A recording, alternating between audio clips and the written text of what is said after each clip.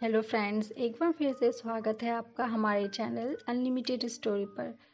दोस्तों, आज की कहानी है एहसास। कहीं ट्रेन न छूट जाए मेरी। मैं यही बड़बड़ाता हुआ प्लेटफॉर्म पर भाग रहा था। अगर बॉस ने आज ऑफिस से जल्दी जाने दिया होता तो शायद यह नहीं होता। ऑफिस में भी जरूरी काम आपके पास तभी आते हैं जब आपको ऑफिस से जल्दी जाना हो। मैं यही सोचता हुआ प्लेटफॉर्म पर दौड़ रहा था कि कहीं ट्रेन न छूट जाए। वैसे भी बहुत समय बाद मैं घर जा रहा था। वैसे मेरा घर जाने का मन हमेशा ही करता है, पर कभी ऑफिस से छुट्टी नहीं मिलती या कभी कुछ और काम निकल आते हैं। शायद सच तो यह है कि अब वहाँ वो पहली वाली बात नहीं है, क्योंकि अब वहाँ वो नहीं है। आखिरकार मैं प्लेटफॉर्म नंबर 7 पर पहुंचा। देखा कि ट्रेन लेट थी। शायद ट्रेन को भी यह अंदाजा हो गया था कि मेरा घर जाना कितना जरूरी है। मैं फिर अपने ख्यालों में खो गया। क्या करूंगा मैं वहां? क्या वो भी इस होली पर घर आएगी?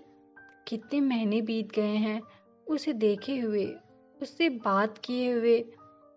आखिरी बार हमने तब बात की थी जब मैं नोएडा शिफ्ट हो गया था।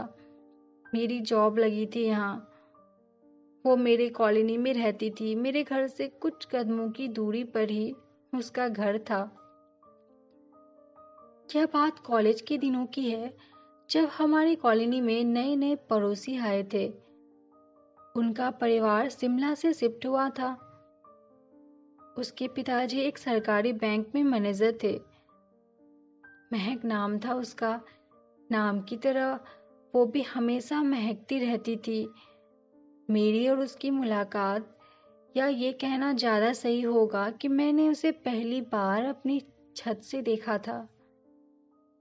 मेरे और उसके घर के बीच का फासला जरूर था, पर हम दोनों एक दूसरे को आसानी से पहचान लेते थे।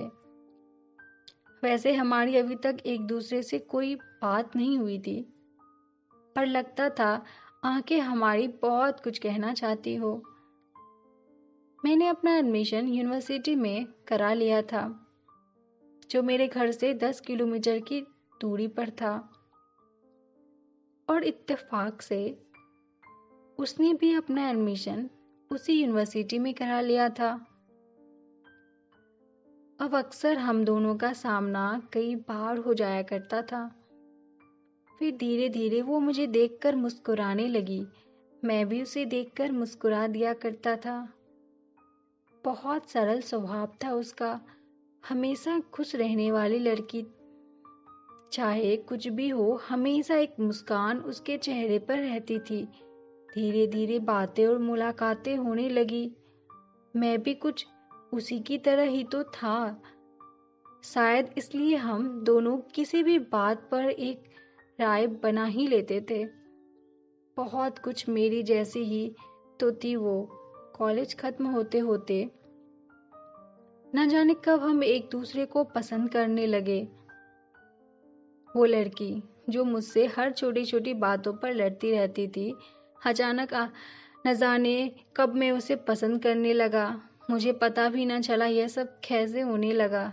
मैं मुस्कुराने लगा। चलो जो भी है अच्छा है, खूबसूरत है। अब मानो लगने लगा था कि हम दोनों के दरमियां यह नजदीकियां और भी बढ़ती जा रही थी। जैसे मानो कोई फूल अपनी पूरी खुशबू के साथ खिल रहा हो। सब कुछ मानो बहुत खूबसूरत सा लग रहा हो। मेरे इन ख्यालों को भी मानो अब एक उसका ही ख्याल पसंद हो।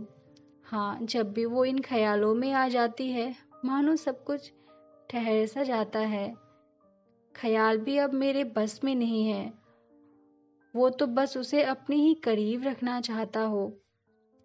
ये सब एहसास मानो ऐसा लग रहा था जैसे कह पाना बहुत मुश्किल था।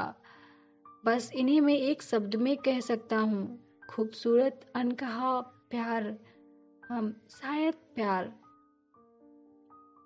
हमारा साथ उस शांत बहती हुई नदी सा था, जो मानो न जाने कब उस किनारे पर पहुंच चुकी थी जहां वो दोनों एक हो जाना चाहते थे।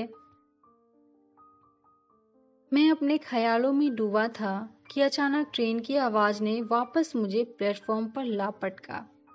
जैसे ही आप अपने शहर में आते हैं, पुरानी यादें आपका रास्ता रोक लेती है। वो रेस्टोरेंट, वो यूनिवर्सिटी, वो गार्डन जहाँ हम घंटों बैठे रहते थे, घंटों बातें किया करते थे, वो सब वापस आपके जहन में लौट आता है।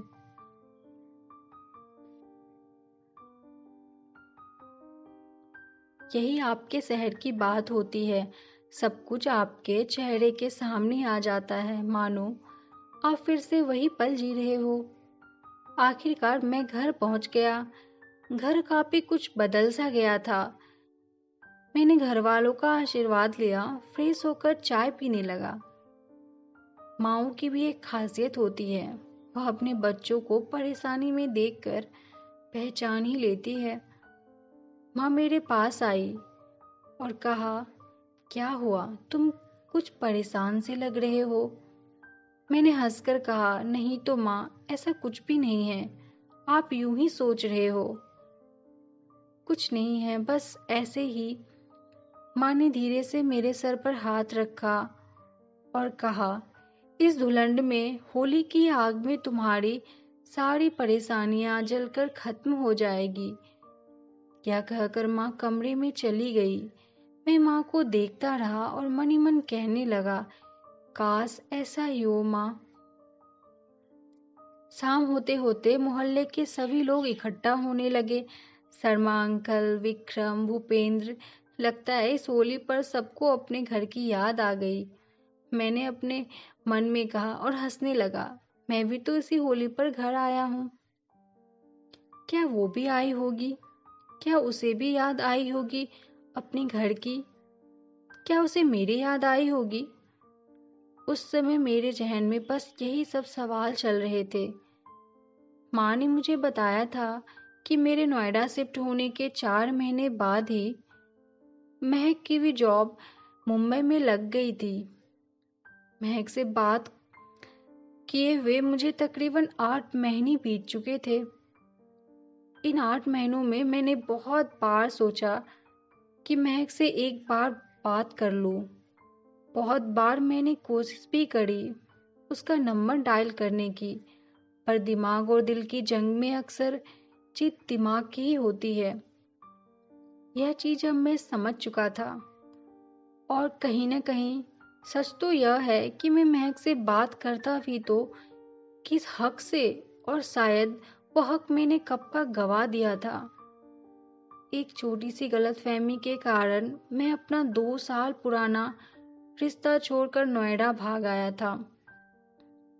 यह प्यार भी कितनी अजीब होती है, बड़ी से बड़ी बातों को झगड़ों और कुछ समय में ही गायब कर देता है, और छोटी सी गलतफहमी को सही करने में सालों लग जाते हैं।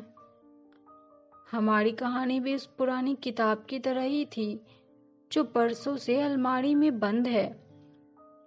उसे भी उस समय का इंतजार है जब कोई उसे आकर पढ़े। कहते हैं समय हर दर्द की दवा होता है, पर समय ही कभी कभी उस दर्द को खरोंच भी देता है। ऐसा नहीं मैंने कभी कोशिश नहीं की, पर शायद समय गुजर चुका था। ऐसा नहीं कि गलती महक की थी, गलती मेरी ही थी, पर मुझे मेरी गलती का एहसास कुछ समय बाद हुआ, और जब तक समय निकल चुका था। जब आप अकेले होते हो, उस समय आप अपने आप को अच्छी तरह समझ सकते हो। मुझे भी मेरी गलती का एहसास तब हुआ जब मैं नोएडा शिफ्ट हुआ, और तब तक बहुत देर हो चुकी थी। कभी कभी एक छोटी सी बात भी बहुत गहरा असर करती है। यह बात मैं अब समझ चुका था। बच्चों के शोर की आवाज़ों से मैं अपने ख्यालों से बाहर आया। लगभग मोहल्ले के सभी लोग इकट्ठा हो चुके थे, पर मेरी आंखें जिसकी तलाश में थी वो इस भीड़ में नहीं थी। मुझे तो यह भी पता नहीं था कि मेरी नज़र जिसको तलाश रही है वो यहाँ है या नहीं। खैर, कुछ ही देर में धुलंडी का समय हो गया था। होली का को जलाने के लिए मोहल्ला के सब लोग इकट्ठे हो चुके थे। मोहल्ले के सबसे बुजुर्ग आदमी, जिनको हम दादा कहते हैं, वो मेरे पास आए। मेरे सर पर हाथ फेरते हुए बोले, बहुत समय लगा दिया तूने आने में। यह कहकर वह होलिका को जलाने के लिए चल दिए। सही तो कहा था उन्होंने, मैंने समय तो बहुत लगा दिया था घर आने में। होली की लपटें बहुत तेज थी। उसकी तपन चेहरे पर महसूस हो रही थी, पर वह आग की तपन और उसकी लपटें मैंने अपने चेहरे के साथ साथ अपने दिल पर भी महसूस की थी। तभी उस आग की लपटों के बीच में से मुझे वो आंखें दिखाई दी जिन्हें मैं जानता था, वो आंखें जिन्हें मैं देखकर अपनी सारी तकलीफें भूल जाया करता था।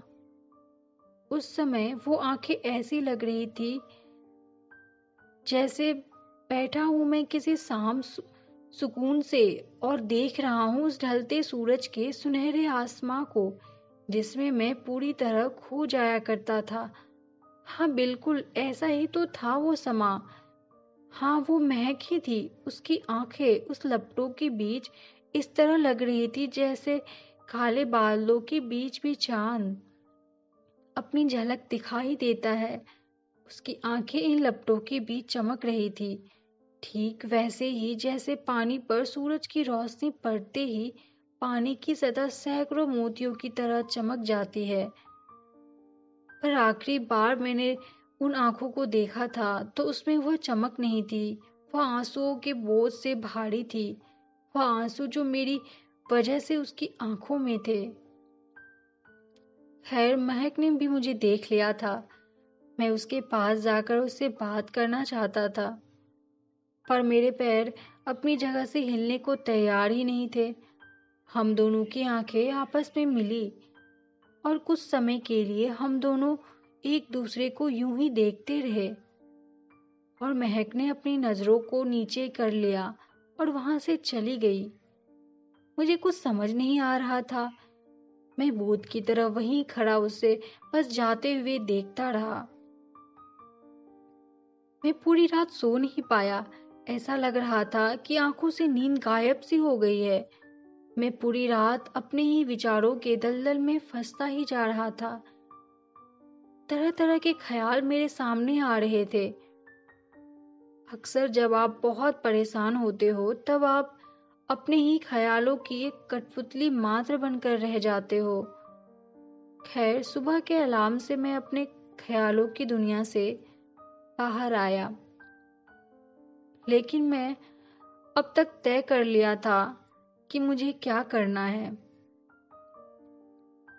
मुझे महक से बात करनी ही होगी। मुझे अपनी गलती स्वीकार करनी ही होगी। मैं फटाफट बिस्तर से उठा। जल्दी से नहा धोकर मैंने सफेद कुर्ता पजामा पहन लिया। हाथ में गुलाल का पैकेट लिए मैं अपनी मंजिल की तरफ चल दिया। पर जितने जोश के साथ मैं अपने घर से चला था, वो जोश उसके घर के सामने पहुंचते ही ठंडा हो चुका था। जिस रफ्तार से मेरे कदम घर से निकले थे मंजिल के लिए, वह कदम अब वहीं थम गए थे। उसके घर के सामने पहुंचते ही मन तो किया वापस चला जाऊं, पर तब तक शायद बहुत देर हो चुकी थी। अंकल आंटी ने मुझे देख लिया था। आओ बेटा, बहुत दिनों के बाद आए हो, अंदर आओ। मैंने उन दोनों के पांव छुए और वो मुझे अंदर ले गए। और कैसे हो तुम? घर में सब कैसे हैं? आंटी ने कहा। मैंने कहा सब ठीक है, मुझे तो यहाँ आपकी गुजिया की याद खींच लाई। मैंने हंसते हुए कहा। जरूर बेटा, तुम बैठो, मैं लेकर आती हूँ, आंटी ने कहा। और जब तक तुम महक से बात कर लो, वो ऊपर छत पर बैठी है। पता नहीं कल रात से ही बहुत उदास लग रही है। पता नहीं क्या हुआ बेटा, जब आई थी तो बहुत खुश थी, पता नहीं अब क्या हुआ उसे। यह कहते हुए आंटी किचन में चली गई। पर मुझे तो पता ही था महक की उदासी का कारण। आंटी ने मुझे गुजिया की प्लेट देते हुए कहा, बेटा तुम महक से बात करो, मैं तुम्हारे अंकल के साथ गार्डन में बैठी हूँ, उनके दोस्त आए हुए हैं। ये कहकर आंटी बाहर चली गई। मैं छत की ओर बढ़ने लगा, पर कदम जैसे बहुत भारी हो गए हो। महक छत पर बैठी थी।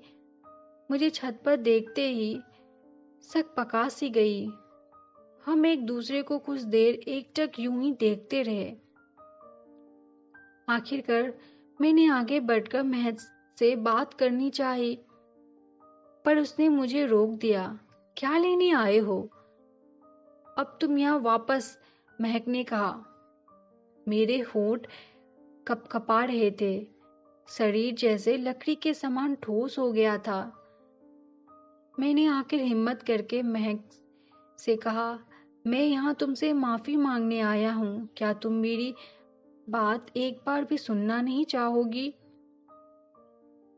मुझे पता है मेरी गलती माफी के लायक नहीं है, फिर भी मैं तुमसे माफी मांगना चाहता हूँ। मैं यह कहकर चुप हो गया। छत पर मानो सन्नाटा सा छा गया हो। उस समय वो खामोशी ऐसी थी जैसे सैकड़ों बिजलियों की आवाज भी उस खामोशी में दब सी गई हो। महक की खामोशी मुझे अंदर ही अंदर परेशान कर रही थी। आखिर कुछ देर बाद महक ने अपनी खामोशी तोड़ते हुए कहा, तुम्हें नहीं लगता तुमने बहुत देर कर दी है बोलने में? मुझे पता है शायद बहुत देर हो चुकी है, पर क्या इतनी देर हो चुकी है कि हम अब बात भी नहीं कर सकते? मैंने कहा, गलती मेरी ही थी। मुझे इस गलती को बहुत पहले ही सुधार लेना चाहिए था, पर सच तो यह है कि मेरी कभी हिम्मत ही नहीं हुई। फिर अब यहाँ क्यों आए हो वापस? महक ने कहा। मैं नहीं जानता कि मैं यहाँ क्यों आया हूँ, पर कल जब मैंने तुम्हें देखा तो मैं अपने आप को रोक नहीं पाया। तुमसे बात करने से मेरे अंदर बार बार यही ख्याल चल रहा था, क्या हम यही चाहते हैं? क्या हम दोनों सच में यही चाहते हैं? क्या तुम भी यही चाहती हो कि हम इस रिश्ते को यहीं खत्म कर दें? तुम्हें नहीं लगता कि हमें एक दूसरे को दोबारा एक और मौका देना चाहिए? मौके की बात वो करते हैं जो सच सुनना चाहते हैं, जो सच को देखना चाहते हैं। क्या है तुम में हिम्मत सच को देखने की, सच को कहने की नहीं है? महक ने गुस्से में कहा। हाँ महक, तुम्हारा गुस्सा जायज है। मुझ पर तुम एक बार अपने दिल से पूछो, क्या तुम सच में यही चाहती हो? मुझे हर बार यही ख्याल आता है कि मैं एक ऐसी नदी में हूँ जिसका कोई किनारा नहीं है, जिसका कोई छोर नहीं है, पर कहीं ना कहीं मुझे यह लगता था कि तुम वो छोर हो, वो किनारा हो, जहाँ मैं रुकना चाहता हूँ, जहाँ मैं ठहरना चाहता हूँ, जहाँ मैं बसना चाहता हूँ। मेरी आंखों से आंसू बहते ही जा रहे थे, पर महक कुछ नहीं बोली।